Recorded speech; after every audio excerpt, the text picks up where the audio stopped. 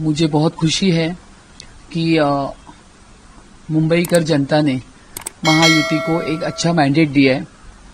जो कोविड से लेके हमारा भारतीय जनता पार्टी का लोगों के बीच में जो निरंतर काम था, उसी की वजह से एक अच्छा मैंडेट देने के बाद मुंबई महानगर पालिका में महायुति का महापौर, उसके लिए मेरा नामांकन हुआ है। नॉमिनेशन फॉर्म भरने के बाद अनअपोज मैं यहाँ पे चुन के आई हूँ। 11 तारीख को मेरा पदग्रहण सेलिब्रेशन है।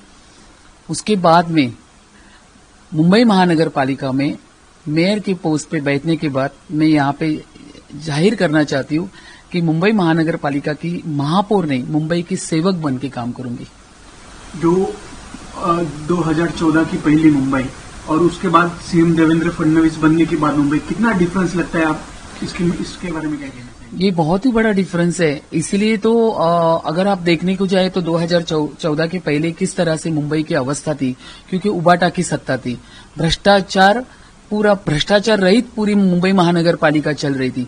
2014 के बाद मुख्यमंत्री देवेंद्र फडणवीस साहब महाराष्ट्र के मुख्यमंत्री बने। उनके कार्यकाल में मुंबई का जो काम है वो तेज गति से स्टार्ट हुआ और जैसे आप देख रहे हैं, जैसे मेट्रो का कनेक्टिविटी हो, फिर कोस्टल रोड हो, फिर संजय गांधी उद्यान के नीचे का अभी टनल बन रहा है, इस तरह के बीडीडी चाल जहाँ पे 160 घर में स्क्वायर फीट के घर में लोग रह रहे थे, उनको 560 स्क्वायर फीट का घर मिला। मूल मुंबई कर ये मुंबई के बाहर न जाते हुए मुंबई में ही रहने लगा। धारावी का डेवलपमेंट हो रहा, धारावी अभी क्लस्टर डेवलपमेंट की तरफ जा रहा है। तो इतनी सारी सीसी, मुंबई के पूरे रोड सीसी हो रहे हैं। तो इस तरह के पूरे जो मुंबई के विकास के लिए काम ये जोरदार चालू हो गए। कहीं न कहीं बीजेपी को बहुत सालों के बाद परिश्रम करने के बाद मेयर का पोस्ट मिला है जी, उसको लेकर क्या कहना चाहिए? ये 44 इयर्स के बाद भारतीय जनता पार्टी को 44 इयर्स के बाद ये मौका मिला है और ये मौका जो है ये हमारी जनता ने दिया हुआ है। जनता ने इसलिए दिया कि अपना भारतीय जनता पार्टी का हर कार्यकर्ता लोगों के बीच में काम कर रहा है, काम करते रहेगा और आगे भी काम करते रहेगा। तो ये जो इतना बड़ा सुंदर ऐसा मौका है मुंबई में, ये डबल इंजन सरकार थी, अब ट्रिपल इंजन सरकार हो गई है। केंद्र में अपनी सरकार है, राज्य में अपनी सरकार है, अब मुंबई महानगर पालिका में भी अपनी सरकार है। तो लोगों के लिए बहुत ही सुनहरा और हमारे लिए काम करने का सुंदर मौका है।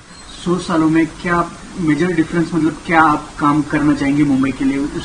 मैं उसी के बारे में मैं ये कहना चाहती हूँ कि ऑलरेडी काम इंफ्रास्ट्रक्चर जिस तरह से काम चल रहा है मुंबई का, जैसे मेट्रो की कनेक्टिविटी बढ़ रही है, तो कम्यूटर्स बढ़ रहे हैं, तो कम्युनिकेशन बढ़ रहा है, इतना अच्छा खासा। फिर अगर हम बात करें तो अटल सेतु की, जो 1971 में आर्किटेक्ट बोधे उन्होंने कहा था कि भविष्य में मुंबई की लोक संख्या बढ़ने वाली है और उत्तर मुंबई और दक्षिण मुंबई को जोड़ने वाला कोई ब्रिज चाहिए। अभी तक कांग्रेस की सरकार में और उबाटा की सरकार ने किसी ने नहीं सोचा, लेकिन हमारे देश के सम्माननीय पंतप्रधान आदरणीय नरेंद्र मोदी जी, उन्होंने अटल सेतु बनाया और ये कनेक्टिविटी वहां पे की है।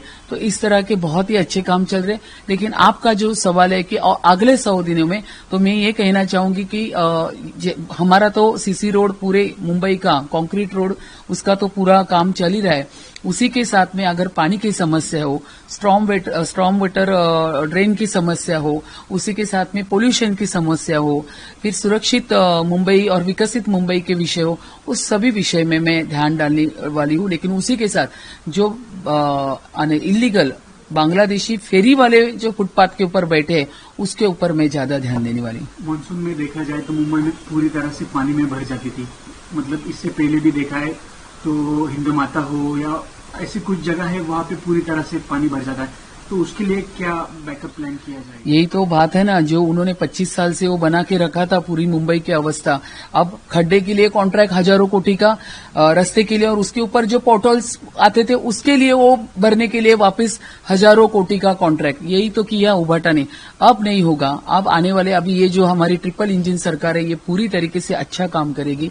मैं आपको बोलना चाहती हूँ कि ये जो मुंबई के सब पूरे के पूरे रास्ते ये कॉन्क्रीट होंगे और ना कि कोई ऐसे वैसे कॉन्ट्रैक्टर को मिलेंगे। अच्छे खासे बड़े आस्थापना जो LNT वगैरह इतने बड़े बड़े जो है व्यवस्था, उन्हीं को ये काम दिया जाएगा। तो हम पूरी कोशिश करेंगे कि इस तरह से मुंबई की हालत ना हो, इसीलिए अभी हम काम के लिए लग भी चुके हैं। मुंबई में एकनाथ शिंदे के साथ आपका अलायंस है, क्या लगता है ये अलायंस स्मूथ चलेगा 5 साल तक? बहुत ही अच्छा चलेगा।